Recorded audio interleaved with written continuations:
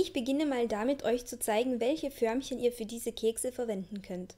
Das sind die traditionellen Schape-Förmchen, die für diese Kekse zum Einsatz kommen. Es gibt sie am Balkan fast überall zu kaufen, in verschiedenen Formen und Größen. Sie sind dort auch recht billig und sie sind auch in der Handhabung und Reinigung sehr einfach. Solltet ihr diese Förmchen nicht haben, was bei den meisten von euch der Fall sein wird, dann könnt ihr auch Mini-Tart-Förmchen verwenden, Petit-Four-Förmchen oder Madeleine-Förmchen oder auch einfach so ein Mini-Muffin-Blech oder ein Mini-Gugelhupfblech. Diese lassen sich auch super umfunktionieren für Schape. Wichtig ist einfach, dass die Formen, die ihr verwendet, nicht aus Silikon sind, sondern aus Metall, weil die Schape dann leichter herausfallen. Ich verwende für meine Schape gerne grob gehackte Walnüsse, weil ich finde, dass sie so besser schmecken und wie ihr sie grob hacken könnt, seht ihr jetzt.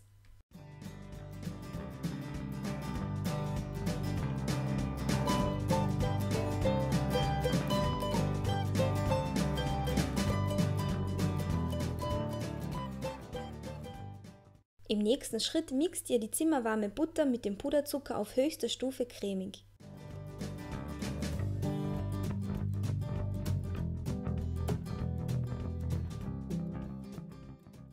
Dann fügt ihr noch das Öl und die gehackten Walnüsse hinzu und mixt so lange weiter, bis sich die Zutaten schön vermischt haben.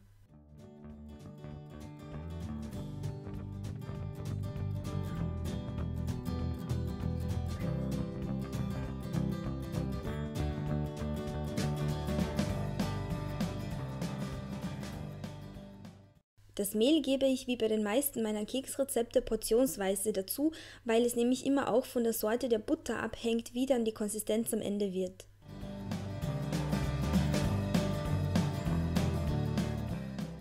Das Resultat ist ein weicher Teig, der nicht an den Händen klebt und auch sofort bearbeitet werden kann, das heißt, er braucht keine Kühlzeit. Die Förmchen, egal ob ihr diese verwendet oder auch zum Beispiel Mini-Muffin oder Mini-Gugelhupf-Förmchen, werden jetzt auf jeden Fall mit etwas Öl ausgestrichen.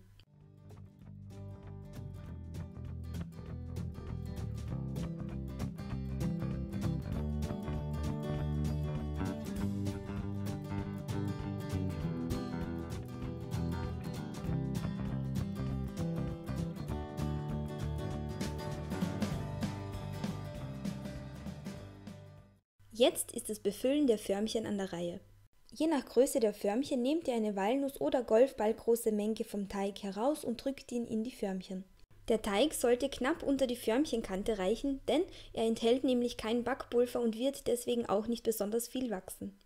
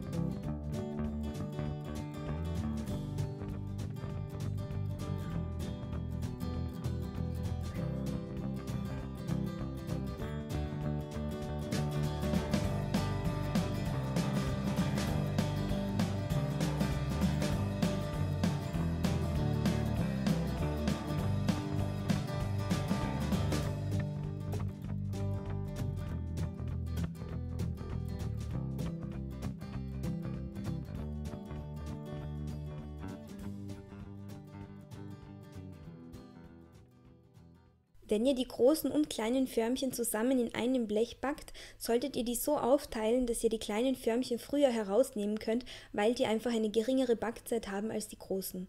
Gleich nach Ende der Backzeit nehmt ihr sie aus dem Ofen und auch gleich aus den Förmchen. Das macht ihr folgendermaßen: Ihr nehmt einfach ein feuchtes Küchentuch und fasst die Förmchen am unteren Rand an und klopft sie gegen den Tisch. So fallen sie meist von selbst heraus. Danach gebt ihr sie auf einen großen Teller oder auf ein Tablett zum Auskühlen.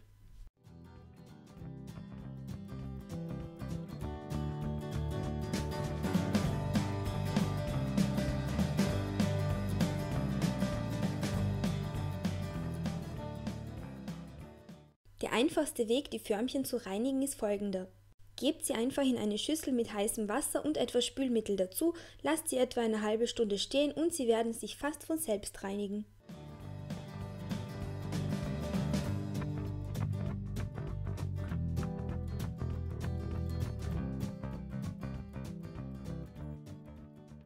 Ich Ich walze die Schabe erst dann im Puderzucker ein, wenn sie schön ausgekühlt sind, denn wenn ihr es macht, solange sie noch heiß sind, dann werden sie ganz viel Zucker aufnehmen, werden sehr süß und der Zucker wird dann auch irgendwie wässrig und richtig feucht.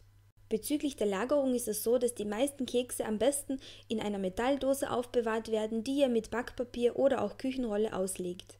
Ich bewahre meine Kekse grundsätzlich immer an einem kühlen Ort auf, meistens im Schrank, am Balkon oder auch im Keller. So bleiben eure Kekse auch über Wochen schön frisch und lecker. Ich wünsche euch viel Spaß beim Nachbacken dieser wunderbaren traditionellen Kekse und freue mich auf euer Feedback und auch auf Fotos von euren Erfolgen.